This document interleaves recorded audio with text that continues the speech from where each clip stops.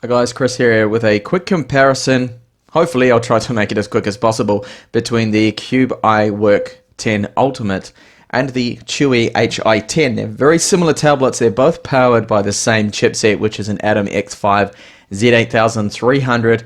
Both of them have 4GB of double data rate, 3 single channel RAM, 64GB eMMCs, but they do have some rather large differences when it comes to software, because the iWork10 Ultimate does come with dual boot. So if you want Android and you want Windows 10 on the same system, then that is straight away going to be the model you probably want to look at, because the Chuwi Hi10, we don't know when that's going to get dual boot. Cube mentioned it was coming, but we haven't seen anything yet, and the news has died down pretty much. I haven't heard anything else on it, so who knows when that's going to come out.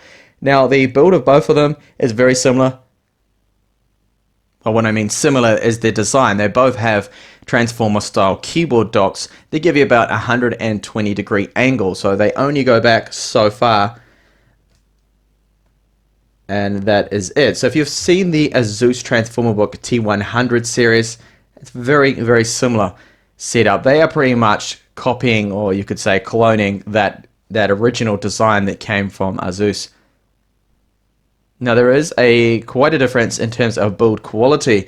I'll first start off with the Cube, which I prefer the build of, and I'll show you why. So the Cube has a metallic build, and on the left side here we have a micro USB 3 port that does actually have problems. It doesn't run at full USB 3 speeds, only with flash drives. If you want to power something like your 1TB external drive, it will not work properly. It will not access it. So problem with the port there. Micro SD card slot, micro HDMI, sorry, right here, and this is our micro USB 2 port for charging, 3.5mm headphone jack. And the build has metal housing on the rear, and Cube have actually set it up to also act as a large heatsink for the actual chipset inside, because when I opened this one up to have a quick look at it, there are actually a couple of tiny little thermal pads there, transferring heat away from the heat spreader on the Atom onto the backing plate. And as you'll see later on, it actually does affect the thermals and improves them drastically compared to the Hi10. So metal all around.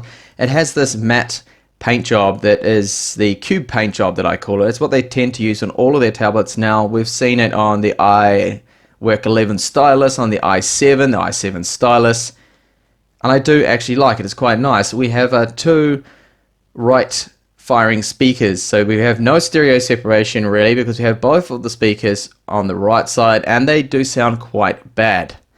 The same with the Hi10. Those speakers are also very poor. 2-megapixel camera, front facing 2-megapixel camera, and the screen itself has a very small gap between the digitizer glass on the top and the IPS panel below. I don't know if you can see here. I'll try and get the camera to focus on that.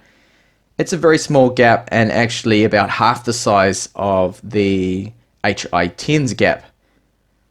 Now the docking keyboard for the Cube is quite nice. I do actually like it a lot better in terms of quality, again, than the Chuwi Hi10. Larger keys, metal on the top here. We have these little rubber pads here to help keep the screen off the keyboard to stop it from scratching. Larger touchpad, still a small touchpad.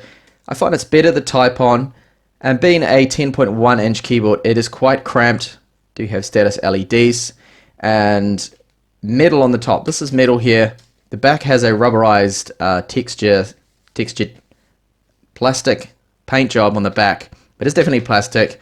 4 rubber feet there, and unlike the Hi10 dock, you can actually flip the screen around in the keyboard. So what you can do is use it as more like a stand, like a presentation mode. So if I slot it in here, you'll see there's magnets that pull it in, and it can sit up like that. Something that you can't actually do with the Hi10. Now the other thing is, this does have USB 2 ports on either side of the dock.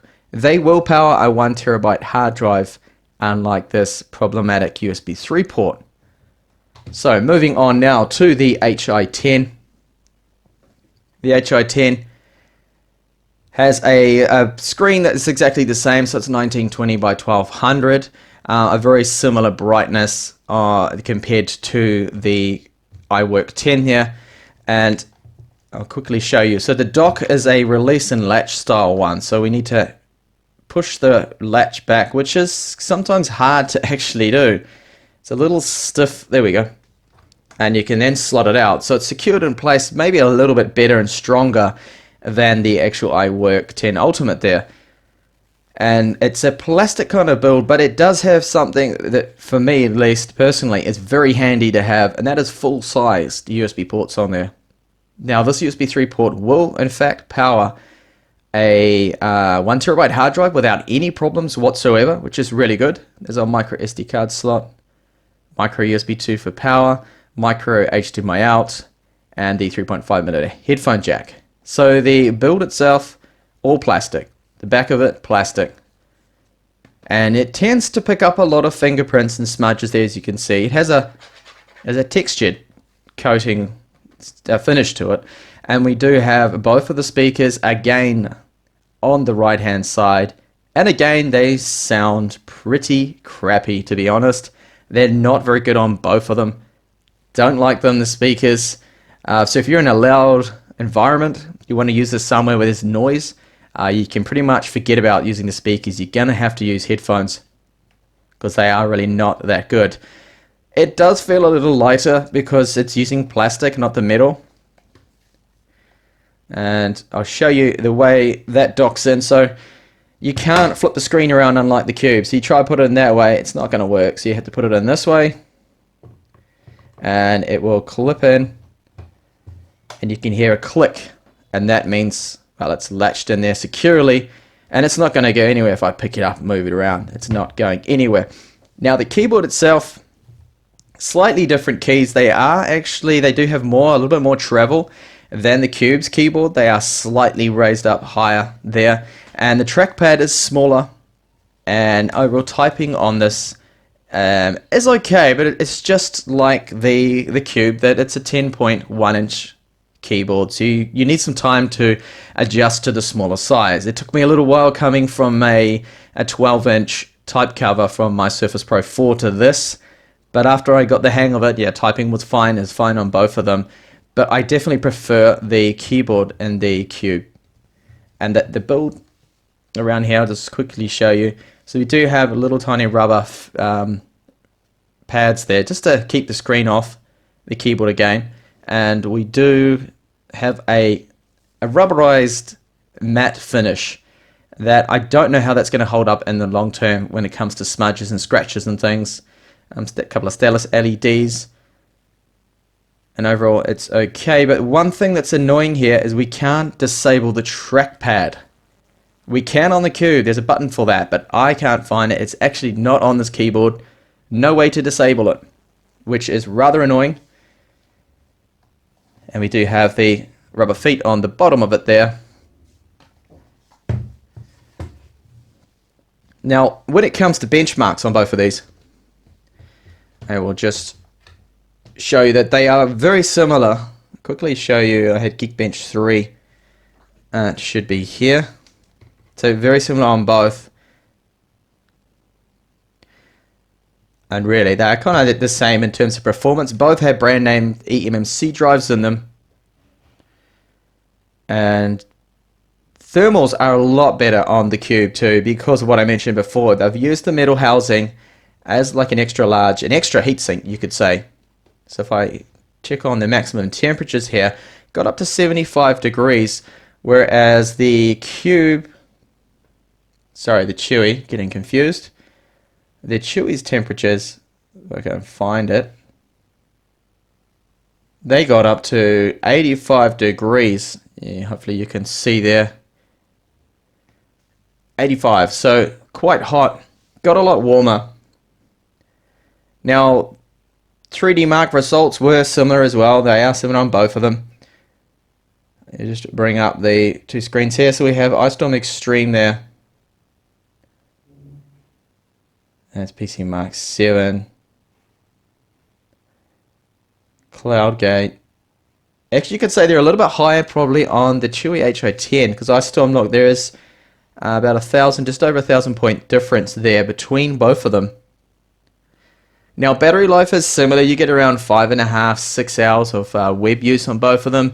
If you're gaming, you get about 3.5 to 4 hours. Gaming really does drain the batteries fast. Now just quickly show you the keyboard of both of them again, side by side, because I think it's important to see the difference there. I'll show you up close. That latch mechanism, oh, sometimes, wow, almost knocking the camera tripod over. It's a little hard to get out sometimes. So if you have a look there, that's the Chuwi keyboard again. And here's the Cube one. You see the difference with the Cube keys are slightly wider, which I find easier to type on. And they are definitely worth the investment. If you're going to get one of these, I would definitely get the keyboard to go with it. And docking them both, again, relatively easy. Just line it up. Magnets take care of the rest on the Cube. And then the Chuwi has to really be clipped in place.